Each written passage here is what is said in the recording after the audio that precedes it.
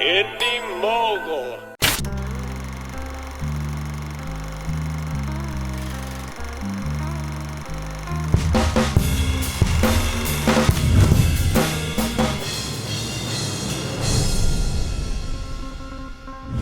Chris, if you need help, like you clearly do. Like carrying that. Yeah. I attended film school at Towson University first and then the New York Film Academy, and the one thing that was stressed to me over and over again at both schools was that the most important thing for me after graduating, if I wanted to be a filmmaker, which I do, was to get as much on-set experience as I could. Now, not all of you out there are going to be able to do that on a regular basis, be it because of your age, your location, or other circumstances, so anytime I have a big project going on, I'm going to record as much behind-the-scenes footage as I can to try and capture what that experience would be like if you were there. Today, it's all about our first day of shooting. So the first day was supposed to be the alley, and then from that point, we lost it, and now we moved on to the second location, which was Satisfied Service, to move on with the continuation of our plan. And then when we showed up, I saw right in the back that, wow, this could be the alley of what we needed. And it ended up working out great. I really should have just thought of this place in the first place. This is where we shot the first Bible Belt. So, this is where it's going to be now on Thursday. Yes. It would have saved us a lot of trouble if I just done that at first. And immediately, as soon as we pulled up, what was the first thing I said to you? Why don't we just use back here? And I didn't even walk back here yet. Well, you should be around me all the time. I'm going to have to. Yeah. Just follow me home. Wait outside, and then if I go anywhere, please. And thankfully, because of Charlie from Satisfied Service, 3 out of the 4 days of shooting, we ended up using his shop. We were also lucky enough to have various Indy Mogul fans show up on set to help us out. We had Patrick Gibney every single day of the shoot to shoot our behind-the-scenes footage, and then on the first day we had Erico Revaio. Erico, nice to meet you. How you doing? Good. I'm talking. Erico, nice to meet you. Erica? He's one of our grip/production assistants. Awesome. He ended up helping out and doing the audio for our shoot. So the crew got there early. Chris, our director of photography, he was able to set up shop, get all of his equipment ready to go, lights, camera, everything. I've wanted to work with Chris as my DP for a while now, and this is my first time like really working with him on something, and not just shooting it myself, because he makes things look way better than I do. The cast would start coming up. Russell would be talking with them, kind of explaining, all right, this is what we're gonna be doing. This scene is all about showing one of the gang members' initiation, which in true 80s Urban Decay movie style involves our one character, Drew, being forced to snort a sort of pinkish-like cocaine substance that's been mixed with blood off the end of a knife, which Don, the guy who was playing the unknown man, was nice enough to bring along with him to the set. I thought I'd just bring it up. Chris, I think we may have found our knife.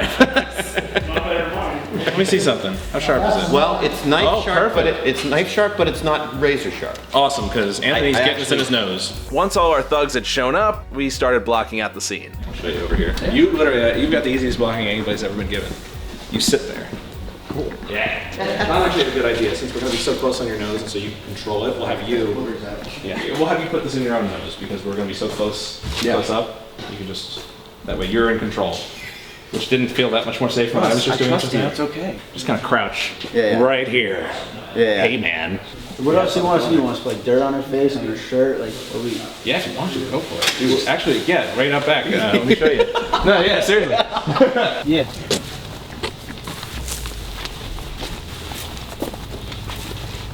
What are you looking at, huh? And then Brandon, you're gonna come in. First thing, hand, start saying your line, which is, hard part's almost over, bud. Then you're in. You're in. Do you want me to kneel down or just crouch down? Just crouch down so that you're at the right height where you're right next to him, like right here. Okay. Now it's gonna be as I'll give you the cue, because it's gonna be as he moves in. Okay. The first shot we got was one that was behind Anthony, slowly pushing in as the other two come up and they get in his face all drugged out, 80s villain style. So let's look at how this scene went from storyboard to what we shot. We started out with the most complicated shot, the one you just saw us rehearsing a few moments ago. This one has multiple frames to represent one shot. First, slow push in, John comes in and says his line. Action.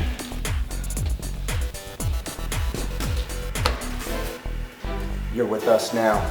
You ride with me and my boy tonight. Hand lowers into frame, start Brandon's line. Then Brandon comes into frame. Hard part's almost over, bud.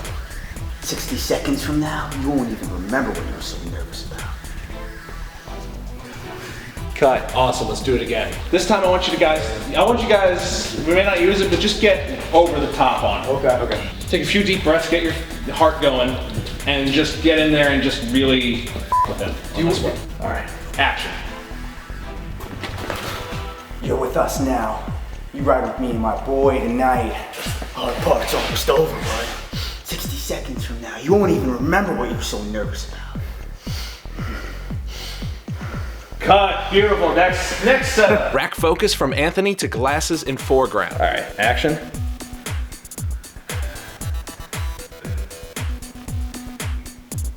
Extreme close-up, sweat on Anthony's face. Oh wait, yeah. God, that would be, come on. On the neck and everything.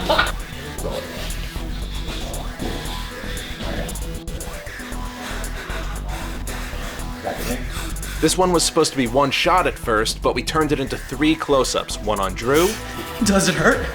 one on Brandon, Yeah, man. It doesn't feel great. and one on Mark. Until it does. Now that's some good 80s gang member dialogue right there. Originally, the scene ended with Anthony snorting the powder, throwing his head back and screaming. And Anthony, when I give you the cue, do the, and then scream, throw your head back, like straight up, like that. Okay. And do the scream. Cool. Anthony, by the way, had one of the greatest screams I have ever heard on any set. I think I'll be keeping that sound effect for a while. It's gonna be like my Wilhelm scream. Yes, awesome, cut. When I was putting together some rough footage, I noticed that when we got this shot here, I realized it would be much better if I took that scream and used it, and this is how it all turned out.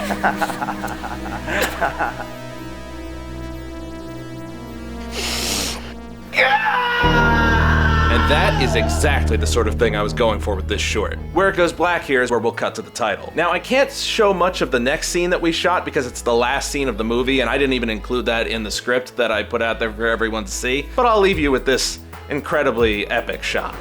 All right, action. No, wait, no, please, no, please, no. That's insane. Oh my God, that was so good. Dude, this is the best looking thing. That was good. That's it. You want to wrap? We're wrapped. First day was awesome. All the actor, everyone knew their lines, which is always important, which we were all very happy about. At least I was. No one else said anything, but I was the only one that thought it was like, wow, everyone came in, everyone knew their lines, this is great. Everybody was as professional as they can be, and everybody worked very well together. Everybody was great. First day went pretty much as perfectly as a film shoot can go. The later days, things got a little bit trickier, but we'll get into that next time. I think we can do this. I'm hoping to build this format into something I can do more often once we have the new fall schedule start in September. So really, let me know any comments or suggestions you might have. We'll see you next week. If you want to check out the full rough edit of the scene that you saw being shot today, this is the only one I'm planning on putting up throughout the making of this, so go check it out. Also, if you want to hear the song that inspired the title of this movie, we're linking to that as well. If you haven't yet read the screenplay and want to follow along through the making of this project, you can still download that in the description below. Also, don't forget to check out our great Mogul Made Works and yet another playlist. This week, 2 of the videos that were in the playlist got deleted, so what did I do? Went to the Indy Mogul Reddit. 2 lucky filmmakers who submitted their work there were added to the playlist today. They include a DIY snoring cam for $8, and a documentary called Handcrafted. Check those out, let them know in the comment section what you think. We'll see you next week for Indie News on Monday.